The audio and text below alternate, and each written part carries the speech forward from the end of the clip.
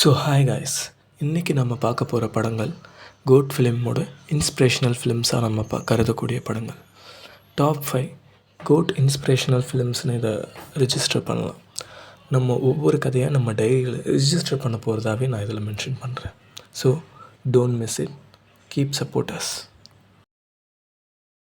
5th பொசிஷனில் நம்ம டைரியில் நோட் பண்ண போகிற படத்தோட பேர் ஜெமினி மேன். 2019 ரிலீஸ் ஆன படம். IMDbயில் 5.7 ரேட்டிங் கொடுத்துருக்காங்க. இப்போ ஹீரோ வில் ஸ்மித் ஒரு அசாசின் குரூப்பில் இருப்பார். அந்த அசாசின் குரூப்பில் இவர் ரொம்ப வருஷமாக வேலை செஞ்சுக்கிட்டு இருக்கார். ஒரு கட்டத்துக்கு மேலே தனக்கு வயசாகிடுச்சுன்றதை புரிஞ்சுக்கிட்டு ரிட்டையர்மெண்ட் வாங்கிக்கிட்டு அவர் பீஸ்ஃபுல்லாக வாழணுன்றதுனால அவர் தனிப்பட்ட முறையில் போய் வாழுறாரு. அப்படி வாழும்போதும் அவர் தங்கியிருந்த அவரோட குரூப் அவரை சும்மா விடலை. அந்த அசாசின் குரூப் இவரை கொல்லணுன்றதுக்காக ட்ரை பண்ணுறாங்க. அப்படி ட்ரை பண்ணும்போது ஜெமினின்ற ஒரு ப்ராஜெக்டை இவங்க இறக்குறாங்க.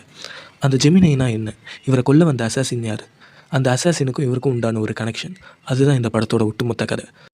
4th நம்ம டைரியில் நோட் பண்ண போகிற படத்தோட பேர் X-Men the last stand. 2006 release ஆகிருக்கிற படம். IMDbயில் 6.6 ரேட்டிங் கொடுத்துருக்காங்க. இந்த படத்தோட கதையை சொல்லணுன்னா நம்ம ஒட்டுமொத்தமாக 13 படத்தோட கதைகளை சொல்லியாகும்.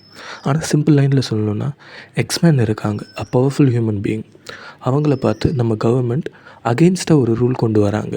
அந்த ரூலை எதிர்த்து போராடுற ஒரு நல்ல கேங், இன்னொரு கெட்ட கேங். இந்த 2 கேங்குக்கும் உண்டான கிளாஷஸை காட்டுற படம் தான் எக்ஸ்மேன். ஸோ இந்த படங்களில் பார்த்துக்கிட்டிங்கன்னா த உல்வரின், த லோகன், டெட்பூல் 3ல் பார்த்துருப்பீங்க. ஸோ 3rd நம்ம டைரியில் ரிஜிஸ்டர் பண்ண போகிற படத்தோட பேர் த ஹாபிட். 2013 ரிலீஸ் ஆன படம். IMDbயில் 7.8 ரேட்டிங் கொடுத்துருக்காங்க. இந்த படத்தோட கதையை கேட்டுக்கிட்டிங்கன்னா இது ஒரு பெரிய கொலைடர். ஆக மொத்தம் 6 படங்கள் வந்திருக்கு, 3 வெப் சீரிஸ் வந்திருக்கு. ஸோ இதெல்லாம் பார்த்தால் மட்டுமே இந்த கதையோட முழு புரிதல் நமக்கு கிடைக்கும்.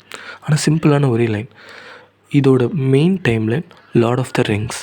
அந்த கதையில் டைட்டிலுக்கு ஏற்ற மாதிரி லார்ட் ஆஃப் த ரிங்ஸ், அந்த மோதிரத்தில் இருக்கக்கூடிய நல்ல விஷயங்களும் கெட்ட விஷயங்களும் சேர்ந்தது தான் இந்த படம். அதை யூஸ் பண்ணி நல்லதுக்கு பயன்படுத்துகிறாங்களா இல்லை தீயதுக்கு பயன்படுத்துகிறாங்களான்றது தான் கதை. So don't miss it. 2வது நம்ம டைரியில் ரிஜிஸ்டர் பண்ண போகிற கதையோட பேர் ஐரிஷ் மேன். 2019 ரிலீஸ் ஆன படம். IMDbயில் 7.8 ரேட்டிங் கொடுத்துருக்காங்க. என்னோடய favourite director Martin Scorsese sir, அவரோட டைரக்ஷனில் வந்த ஃபிலிம். இந்த படத்தோட கதையை நான் உங்ககிட்ட சொல்கிறதா இல்லை, பிகாஸ் இந்த படத்தில் ஏற்படக்கூடிய கதை அம்சங்களும் கதை திருப்பங்களும் தான் இந்த படத்தோட சுவாரஸ்யத்தையே கூட்டும். ஸோ நான் இந்த கதையை பற்றி உங்ககிட்ட ஷேர் பண்ணுறதா இல்லை. நீங்கள் முழுசாக போய் படத்தை பார்த்துட்டு எப்படி இருக்குன்னு எனக்கு கமெண்ட்ஸில் சொல்லுங்கள். ஸோ ஃபர்ஸ்ட் ப்ளேஸில் நம்ம டைரியில் ரிஜிஸ்டர் பண்ண போகிற கதையோட பேர் the curious case of Benjamin Button. 2008 release ஆன படம். 7.8 ரேட்டிங் கொடுத்துருக்காங்க. A proper ageing and de-ageing ஃபிலிமாக நான் இதை சொல்லுவேன். இந்த படத்தில் நம்ம ஹீரோ பிறக்கும்பொழுதே வயதான தோற்றத்தோடு பிறக்கிறாரு.